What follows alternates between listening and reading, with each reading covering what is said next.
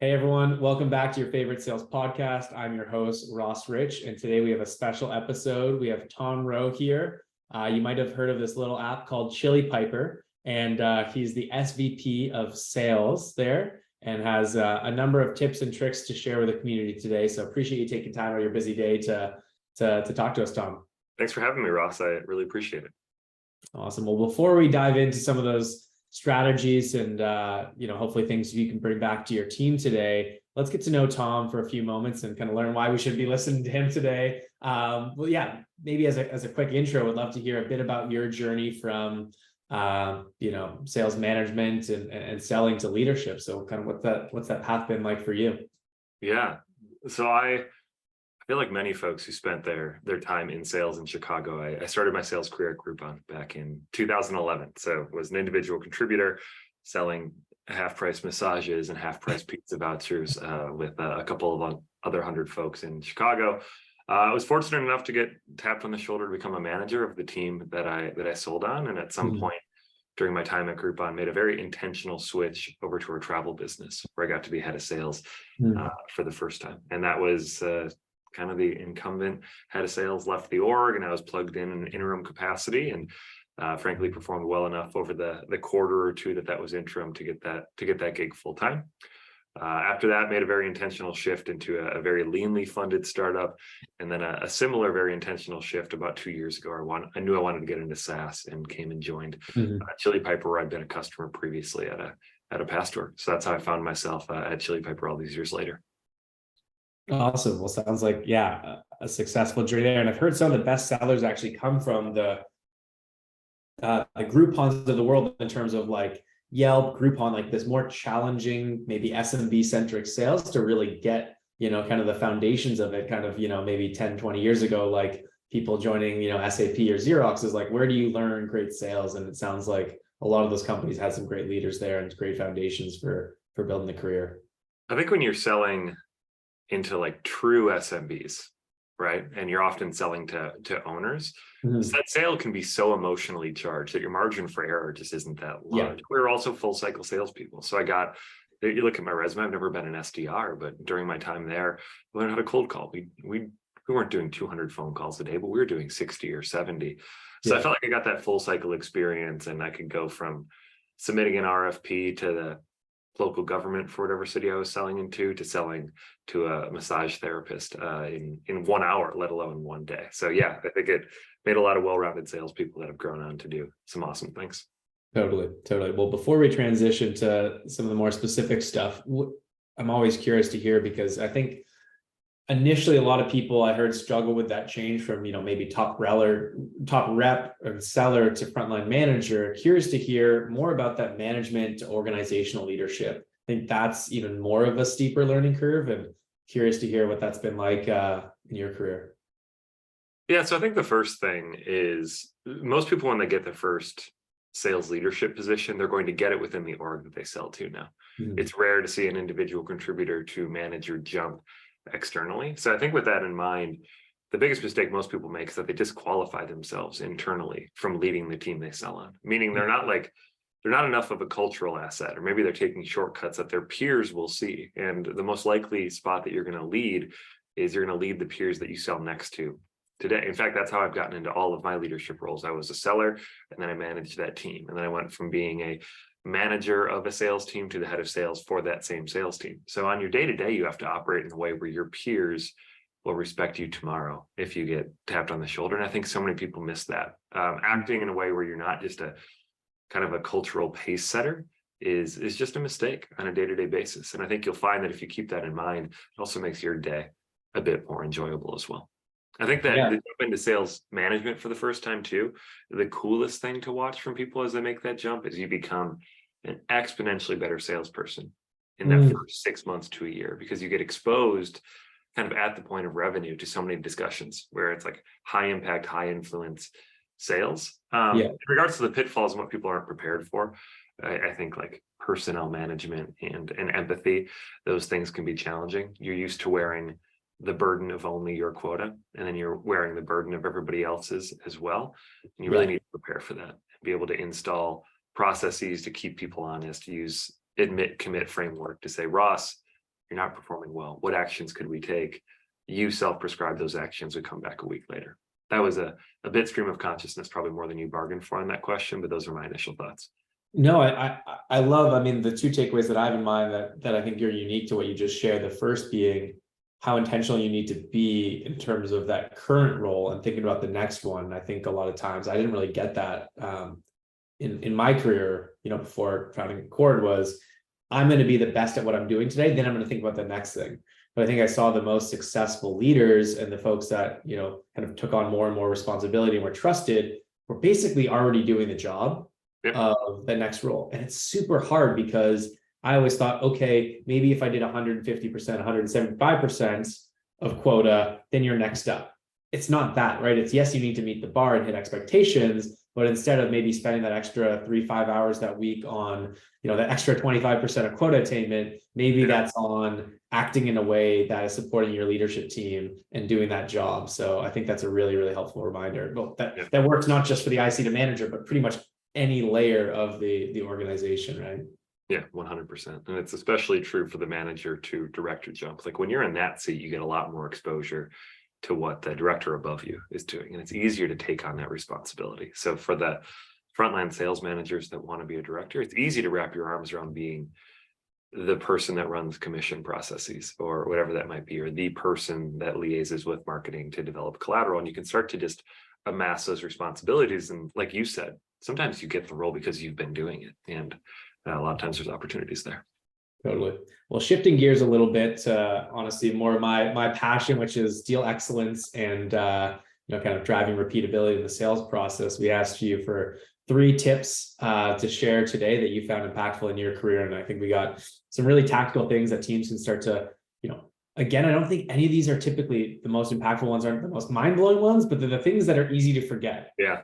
And the hard things to operationalize of your team. So would you mind maybe just walking us through those 3, and then maybe I can ask you a few questions around them in terms of how to operationalize these things. Maybe the first one, just I can kind of lead the witness here. The first one I love, which is salespeople need to set firm agendas at the top of every call. Make sure you stick to them. Make sure that happens on every call. Walk us through that. Why is that so important? And I think maybe more importantly, we'll get into how do you make sure your team actually does this thing if they're not doing it today. Yeah, from a sales methodology standpoint, I think this is the hill that I'll die on. I think agendas are the easiest 60 seconds of a call to execute on, and they ensure that your call goes in the direction and the pace that you want it to. And I'd challenge people, if you think about the worst calls you've been on as a salesperson, I'd challenge you to go look back and see if an agenda was set. Because typically it's this dissonance between what the prospect wants to cover and what the salesperson wants to cover, or the uncertainty of what will be covered that leads a call to go off the rails. So I'm a firm believer that like you get on a call, you're going to tell people what you're going to talk about. You're going to tell them how long you're going to talk about it. So you have kind of like time permission gates as you go through. And right before you jump into the actual content, you check in with your prospect or customer about what they want to discuss. But we all have a finite amount of time. Ross, you and I have 45 minutes on the calendar. Had we not had an agenda for what we might discuss, we may run out of time. We may have to skip things. We may dwell on topics too long. That agenda makes sure that you go through every kind of permission gate that you need to on a call. I love that. And actually, one other thing came top of mind because I agree with everything you said. But one thing that I see reps consistently struggle with is this power dynamic between a buyer and a seller, especially for the type of sales that you were mentioning, or really any sale. Like if you're an AE out there, you need to sell to eventually power. Mm-hmm. And you are just at a totally different level there in most, 99% of cases. If you do a great job of setting the agenda and saying, hey, this is, not in a weird way, but this is my meeting, right? And I can say, this is what we're going to do. This is what we're going to cover. What's your feedback and input? And we can build that thing together. You're putting yourself kind of on equal footing, right? Of course. And I think that totally changes, from the onset, the confidence that a seller might have for running that meeting. That can be really impactful. There's this concept that I was taught years ago, and I forget where, of this okay, not okay scale. And typically when you come into a conversation, one person might be firmly not okay, one person is really okay. And the power dynamic influences that. So if I'm selling to a CEO, I might be not okay, and the CEO is very okay. Like they're confident coming into that call. More often, it's the prospect that's not okay because they're afraid of being sold to, and the salesperson is okay. So this agenda is designed to bring people together. In the power dynamic you talked about, it gives me 60 seconds to own this discussion and set the framework, where I'm gonna command that call a bit better and bring us closer on this okay, not okay scale. For a prospect who's uncertain about how that call is going to go, it accomplishes the same thing. They now know the roadmap for what's going to get discussed. They get to offer up what they're hoping to discuss. Now everybody's aligned, and business happens when people are aligned and they're close on that scale. So I think that's what agendas do. I love how simple that is. Way more elegant than the way I put it. But secondly, First time somebody said that about me, so I appreciate it. Secondly, how do we make this happen, right? Let's say you're either inheriting a team or building one out yourself, or you run this larger revenue organization and you're like, these are some things that I really care about that I know impact deals. How do we get better at that? How do we operationalize some of these best practices? Would love to hear your take on, I know, Chili Piper has more reps than you can have one-on-ones with on a regular basis. How do you make sure these things that you really care about that impact revenue happen at that broader scale? Yeah. So the first thing is buy-in, right? We've all led sales trainings that went in one ear and out the other because salespeople tell themselves there's no way I could organically say that, right? Like an agenda is a really good example. They're like, I wouldn't start a call with my buddy with an agenda of what we're going to do for 30 minutes. And I think one of the pitfalls sales leaders fall into with training and enablement is that you don't provide what does this sound like. You provide the academic version of the training rather than like getting the buy-in of saying, if you don't believe it, I did a call yesterday and I went and recorded that agenda. Here's what it's going to sound like. And now today's tools, and by the way, choose your conversational intelligence tool. But if you want to inspect what you expect, you create, like Gong, for example, has smart trackers. Chorus, you can go just search for keywords, like create the keywords and go make sure that people are offering those things up. Usually what happens is you're on a training and you say, now send me a clip over the course of the next week of you doing this. And you'd rather just be able to say, okay, are people doing this? Let me go listen to the call that they didn't cherry pick for me and reinforce it that way. But candidly, from where I sit, I have to be able to trust my sales leaders to enforce that. They're the ones that are having the one-on-ones with their 7, 8, 9 reps every week. Their efforts can scale to reinforce that. Mine, I can create the guardrails, I can create the technological enablement to track those things, but I need them to reinforce it on a person-by-person basis. Yeah, and I think you hit the nail on the head where a lot of this stuff falls short is actually not arming the frontline leaders and basically saying, go out and do this new thing. You don't have the buy-in from up top. So it's like, how do you make sure it's your voice or whoever the leader that like everyone's going to listen to? And then you're assigning those people to be responsible, but instead of maybe, hey, go and do this thing, like you said, academically, how are you arming them with this is what great looks like? This is the tools that you can use to inspect. This is the process that we're going to build into Salesforce, for example, to confirm those things. That's, I think, a lot of the times where I see maybe some of these great ideas that might come from, Tom.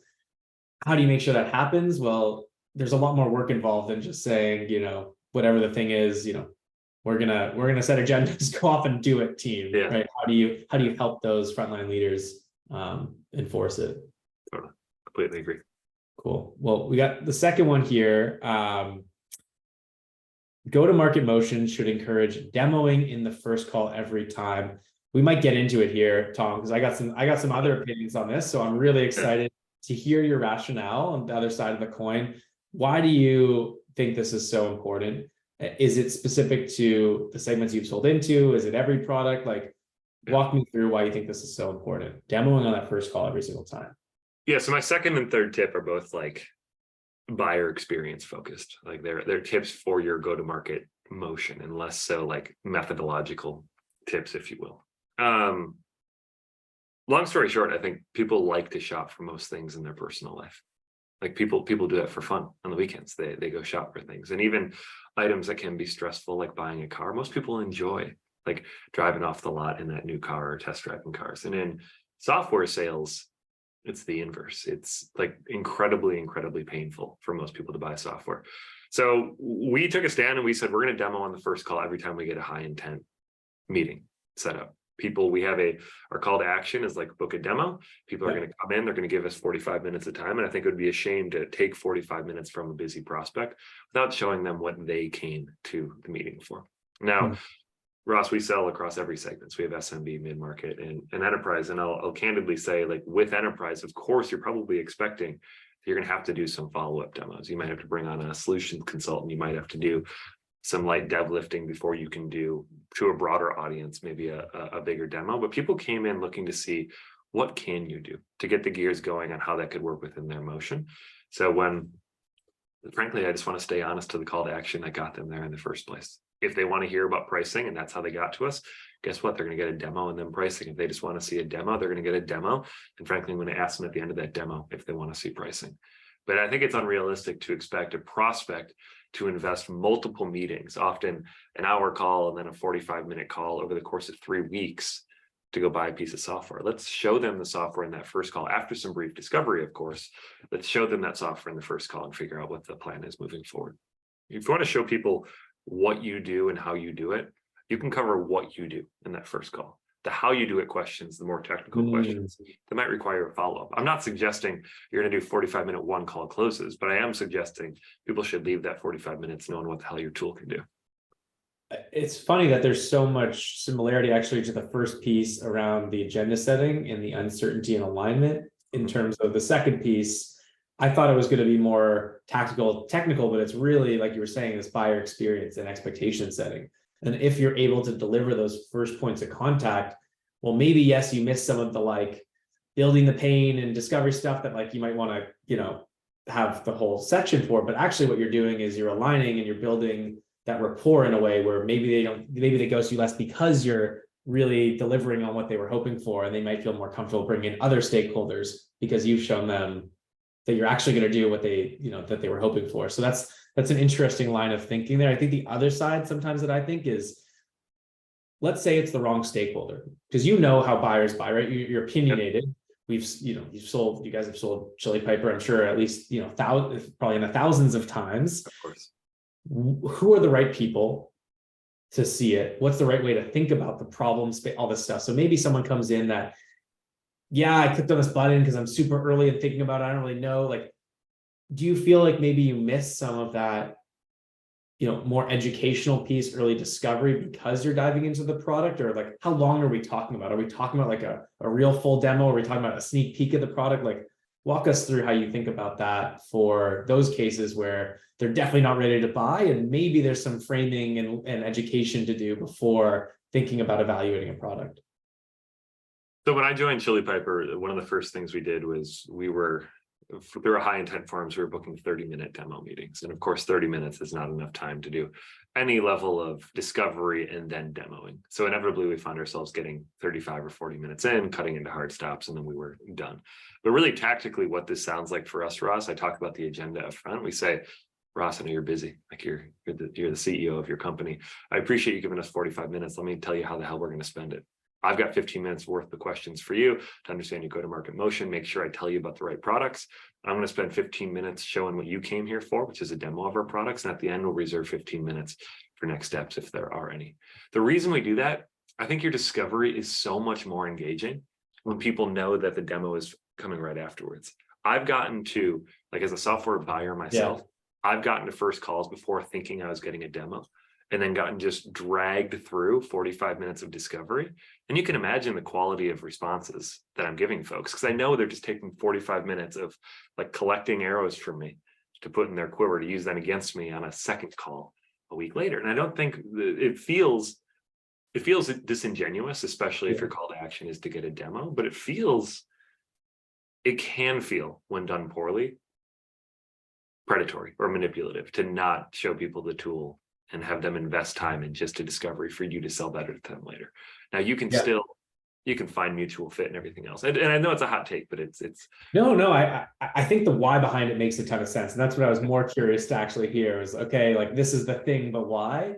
I think the alignment with the CTA, I think the rapport that you're building through following through on an action, the give and take of a deal. Hey, I'm giving you this, so maybe you'll give me that. I think one thing that I saw that was really interesting, speaking of conversational intelligence, I saw like Gong the other day had the list of, how many questions do you ask?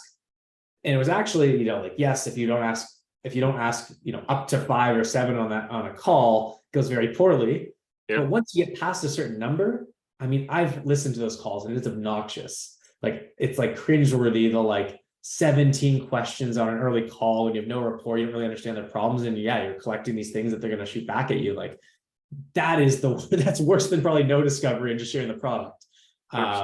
So I totally hear kind of the tension that we're working with, and up to the rep in terms of understanding what they need to get out of it. Maybe it is 5 minutes, maybe it is 20 minutes because they're super qualified and ready to buy the thing. But that makes a ton of sense. Well, the last piece, the third tip. So we talked about setting firm agendas, getting rid of that uncertainty, aligning with the buyer and seller. We've talked about, that push and pull on those first calls and demoing versus not. The third is removing negotiation from the buying process, transparent pricing and no discount policy. Another very hot take. And again, I think getting to the why and the philosophy behind this is, I think, going to be, even more important than the tactic itself. So walk me through, why this is such an important thing from your perspective. Yeah, I'm really just trying to make myself the least popular guest you've had on this podcast with some of these. And great taglines, though, for the episode, the subheaders, you're really gonna, clickbait. Oh yeah, absolutely. So I inherited this policy at Chili Piper. Chili Piper's been around 7 years. The company's never discounted, and I can look every customer in the eye and tell them that's true, because there are no exceptions to that rule. And most of the people listening to this, in fact, probably 99% of them, already have an established go-to-market motion that probably includes discounting. So I'll be candid. I'm not advocating for you to change mid-cycle, because I recognize the yarn that is to unravel once you have some discounted customers and trying to renew and negotiate there. It is just to say that at Chili Piper, we chose not to discount ever. And that allows us to have transparent pricing. It's listed on our website for all to see. It is not hidden behind lock and key. You can go to our G2 profile and see our pricing. You can go find us on various marketplaces across like Salesforce and HubSpot and other systems to just buy our tool. Because I think I'm a believer that most SaaS buyers nowadays are doing most of their shopping. In fact, they do 95% of it outside of the confines of a call with a salesperson. So I prefer that they can do that shopping and be as educated as possible by the time they get on the phone with my team. And candidly, we sell to like a RevOps or a marketing persona, and those are not personas that are really psyched to negotiate at the end of this experience. So I'd be able to say to them, $30 per seat per month. You're going to pay the exact same price as our 4,000 licensed companies and our 40 licensed companies. Everybody gets the same deal. Everybody gets the best deal. And there's no uncertainty leaving that discussion of who won and who lost, or am I getting as good of a deal as my peers that I'm going to meet at a happy hour next week? Everyone gets the same price. And I think it's like the ultimate moral North Star is fairness, right? But it has some tremendous business advantages as well. Like look at the past year of renewals specifically for Chili Piper. We've all, been hit with a fair amount of contraction as license counts have gone down. But the contraction I've not been hit with is, hey, we have a mandate to reduce spend by 20%. We have the same number of licenses. We're going to need a discount. It's a non-starter for my team, because my account managers know that you don't even get to entertain that discussion. And like the basic math is this: if the average SaaS company has a weighted average discount of, call it 20%. I think that's probably fair and perhaps modest to say. I would contend that same SaaS company's win rate is not 20% higher for having done that discount. No. So you can convince yourself on a deal by deal basis that I won this deal because I discounted. But at the end of the day, that renewal is going to be 20% less next year and the year after. And those discounts compound. And I think not exposing yourself to that from just an operational perspective has been advantageous for us. Yeah, I like your point that I didn't really think about this in terms of the resourcing, and also I think about a lot of things in terms of energy. Where are you putting your energy in the conversation? Yep. And if it's not around that, it's around the value. So yes, we might be, it might be important to some people, all this stuff, but hey, we're getting our team to constantly reframe around the problem, the product, what they're trying to solve versus the details of the price. And yes, maybe for some people that doesn't feel right in large organizations, there's procurement and people that, actually want to get into that stuff. But yeah, interesting to kind of think about, where does your team get better at? And if they don't have to think about that piece, they get really good at other things. And is that net better? I know Figma and Kyle Parrish there is really passionate about this policy as well. And I can, hard to retrain myself around that, since I've always really enjoyed those conversations and thinking about different levers, working with the customer, because similarly, customers only care about certain things. It might be length of the contract. It might be, the price point. It might be other levers as part of the deal, especially with more complex pieces of software products.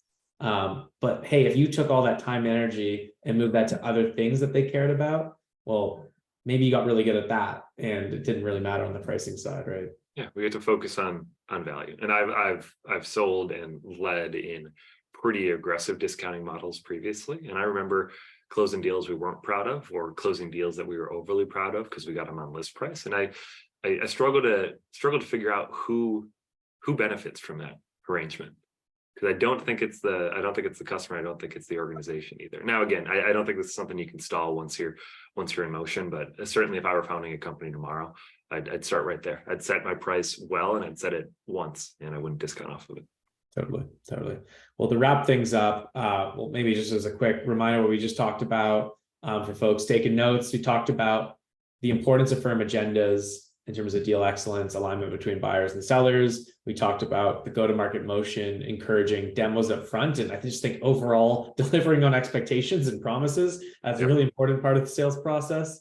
And then, we talked about the power of transparent pricing, not just in terms of, the fairness between buyers and sellers, but also where you're focusing your efforts and resources as a team, which I love that philosophy. Well, before we wrap things up and we let you go back to the long list of emails, calls, Slacks, etc., we're going to do some rapid fire questions. We're going to ask for one sentence-ish answers to a handful of questions. Are you ready, Tom? Sure am. Let's do it. Main reason most teams miss their ARR targets. Compounding aggressive assumptions in every category. Like making an assumption that your display ads will yield 10% more results, yielding 10% more pipeline, assuming your win rate will go up by 10%. People make the mistake of modeling the most aggressive version of every input. And that's how you find yourself in a world where you're finishing at 70% of your expected outcomes instead of 100. And I think it's very important to make realistic models to inform your spend, especially in this environment. So using your current yields to apply to future forecasts would help people solve this.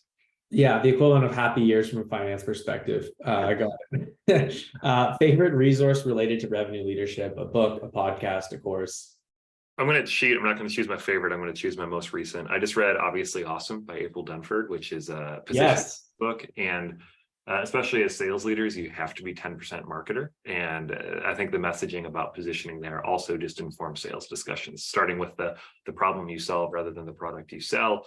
That was enlightening for me, and shame on me that it took me this long to read it. That's so funny. I literally read that book a couple months ago, and April's actually around the block from me in Toronto. And that's great. The pleasure of chatting with her about stuff and hearing a talk that she did recently. And yes, if you do anything customer facing or revenue adjacent, you should definitely read Obviously Awesome. There's so many obvious things that we are not doing today that are in that really quick read. So great. Yep.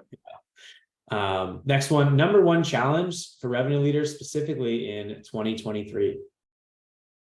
It's just the market conditions in general, right? So uncertainty causes inaction, or budget slashing causes a challenge in selling SaaS, and inevitably you have less resources. You may have less SDRs, less AEs, less AMs than you had 6, 9, 12 months ago. And I would suspect that for most revenue leaders, their goals aren't smaller.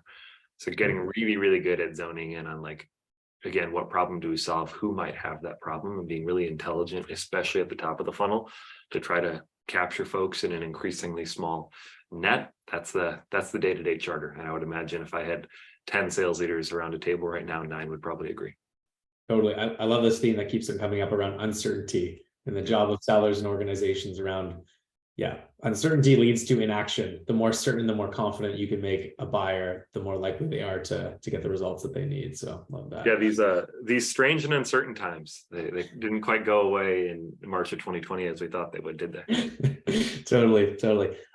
Best segment to sell into or to work with, SMB, mid-market, or enterprise? I think mid-market's the best of both worlds. I'm probably supposed to give a non-answer here, but I think it mixes like the pace and the creativity, the pace of SMB with the creativity of enterprise, and it happens to come along with a nice dollar sizes as well. So I'm a fan of it. Yeah, the mix of velocity and size definitely is a fun segment to sell into. Another tough one that I'm hoping for not a non-answer from: most important organization on a revenue team, sales, CS, or marketing? You gave me a heads up this question was coming. If you gave me 100 points to divvy up to answer this question, I'd give 33 to sales, I'd give 33 to like a CS and AM motion, and I give 34 to marketing, which maybe would surprise some people. 34 to marketing. There's a lot of best kept secrets in software, and those best kept secrets don't intend to be. They've got generally marketing problems, and a lot of times sales can only be as good as a go-to-market message, which if you had to have a binary attribution of who owns that, it's the marketing function. So marketing captures a ton of demand. Marketing, when done well, should also help to convert demand, but sales, CS, AM, all like tremendously important as well, of course. In fact, I'd call CS kind of a sales function. So in a way, I'm giving 66 points to sales and I'm giving 34 to marketing. I love it. It's the most diplomatic answer I think I've heard so far. What a specific non-answer, right? I really had to bend to get that one done. You can tell Tom's a great seller. Best way to unplug from the demands of leadership? Yeah, my performance in my role has nothing to do with my identity. And people who have like if you read about role versus identity feedback, you'll hear about like the thickness of your line versus role and identity. And I think I've always benefited from knowing that when I close my laptop at the end of the night, my wife, my kids, nor my friends or my family has any perception of me as a sales leader. Like I allow myself kind of the separation of work and personal life, and I don't tie my performance, whether the month is good or bad. I work really hard to make sure that doesn't influence my weekends, my evenings, my early mornings. So I separate those two things in my head, and I have to remind myself, like when I close that laptop, to turn the chapter, at least for that day or for that hour, to my identity, which is not defined by being a sales leader. Yeah, I think that's a philosophically like the right answer. I just personally find that really hard, because if you care so much in your job, it's like just so hard from like just the way that, our brains are wired and our chemicals work to have that hard line. But I think that's the North Star for sure. You got to choose. Everybody needs a hobby, right? So it's not to say that I can do this, especially when there are personnel challenges in work. Like those are the ones that cause me to not be able to unplug. And then you need to choose your outlet. Like for me, I golf, I fly fish, and on like the worst days, I'll go toss myself in a stream somewhere just for an hour to try to turn that around. So at some point you have to break in case of emergency, and for me that's my hobbies, I think. Totally, that's a great answer. Last one before we let you get back to it. The road to successful revenue leadership is paved with just a breadth of experience. I am better because I came up through various different sales orgs that function in various different ways. I think one day we're going to get to a point, like in restaurants, chefs will go stage at another restaurant. One day we're going to get to that point with SaaS leadership. Like I would happily go stage somewhere for 2 weeks or swap VP of Sales org, because that exposure, especially in like your first couple of weeks or first couple of months to another org, I think you get twice as good with every new org you expose yourself to. And that's not to advocate for people jumping jobs. It's to advocate for like building network to go find how other people solve the problems that you do. But it is experience that gets you to the top, I think. Totally. Well, that's a great way to wrap things up, because it's exactly why, I hope you took time out of your day and why we're doing this in the first place, which is every revenue leader has such a unique perspective based on their experience. And, your learnings around discounting and agenda setting and all these things, and the things that you've, found and picked up, like there's that for every other, revenue leader that's different. So how can we kind of share these best practices and learnings with each other, I think is really, really impactful. And, I continue to try to be a lifelong learner as well. So appreciate you taking the time, Tom, and also hopefully helpful to kind of reflect on some of the things that you found impactful in your past. And it's always easy to, with a million things going around, let those things drop sometimes. So yeah, I appreciate you creating space to share this stuff for us. So very thankful. Awesome. Well, last question. If people want to get in touch with you, either for roles at Chili Piper or the product itself, or, to share some tips and tricks, as you mentioned, what's the best way? It's scary to do this, but Thomas@chilipiper.com, that inbox is always open. I'm I might regret doing that. But chilipiper.com, like by nature of what we do, if you're interested in our product, come to our website. We're going to get you scheduled with a salesperson by the time you leave there. So you're not going to have to wait to hear from folks. And guess what? You get on the horn with them, they're going to give you a demo on that first call. So you'll leave after that 45 minutes. But no negotiating, guys. Exactly. Otherwise, you'll get on the horn with me. That's what I spend 50% of my phone calls doing. Awesome, Tom. Well, great to connect. Appreciate you taking the time. Thank you, Ross.